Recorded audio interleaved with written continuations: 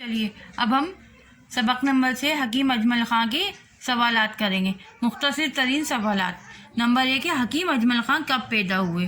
جواب: حکیم اجمل خان 1864 عیسوی کو دلی میں پیدا ہوئے. دوسرا، حکیم اجمل خان کو موت کیسے واقع ہوئی؟ دل کی حرکت بند ہو جانے کی وجہ سے حکیم اجمل خان کی موت ہوئی. انگریز حکومت نے حکیم صاحب کو کون سا خطاب سے نوازا؟ انگریز حکومت نے حکیم صاحب کو حاذق الملک کے خطاب سے نوازا. نمبر 4، دہلی میں آیورویدک طبیہ کالج کس نے قائم کیا؟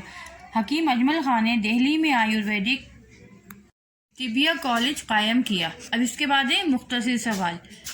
ہندو مسلمان سب حکیم صاحب کی عزت کیوں کرتے تھے؟ جواب: حکیم اجمل خان ہندوستانیوں کو دل سے محبت کرتے تھے اور ہندو مسلمان میں کوئی فرق نہیں کرتے تھے، اسی لیے سب ان کی عزت کرتے تھے. نمبر 2، حکیم صاحب نے حاذق الملک کا خطاب کیوں واپس کر دیا؟ میں نے یہ امپورٹنٹ ٹک لگائی، یہ امپورٹنٹ ہے سوال، اس کو یاد کیجیے گا. جواب: 1921 میں جب تحریک خلافت کے اثر سے انگریزوں سے بائیکاٹ کا سلسلہ شروع ہوا تو حکیم اجمل خان نے حاذق الملک کا خطاب واپس کر دیا. سوال نمبر 3، یہ بھی امپورٹنٹ ہے. حکیم صاحب اپنی کمائی کہاں خرچ کرتے تھے؟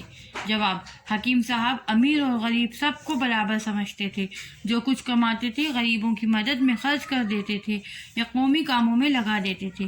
ان کے دینے کا انداز ایسا ہوتا تھا کہ ایک ہاتھ سے دیتے تو دوسرے ہاتھ کو خبر نہیں ہوتی تھی، مطلب بہت خاموشی سے دیتے تھے وہ. اب ہے تفصیلی سوالات. نمبر 1، بحیثیت مسیح الملک کے حکیم صاحب میں کیا خوبیاں پائی جاتی ہیں؟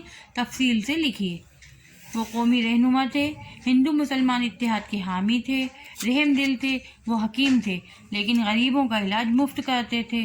جو کچھ کماتے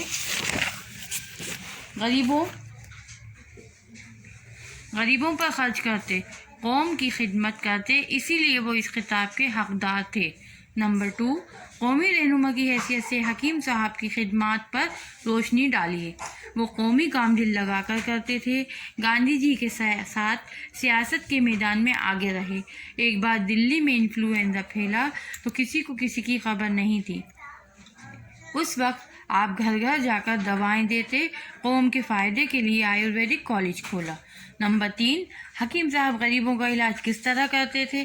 جواب: لوگ سمجھتے تھے کہ وہ ایک بڑے طبیب مینس ہوتا ہے حکیم، طبیب ہیں، امیروں کا ہی علاج کرتے ہیں، لیکن وہ جو کچھ کماتے تھے اسے غریبوں پر خرچ کرتے تھے، سب کا مفت علاج کرتے تھے. یہ سبق نمبر 6 ہو گیا ہے کمپلیٹ. اب اس کے بعد ہم آپ کو امپورٹنٹ کوشچن بھی بتا دیں گے اور آگے کی گرامر بھی بتا دیں گے. جب تک آپ اتنا ورک کمپلیٹ کریں.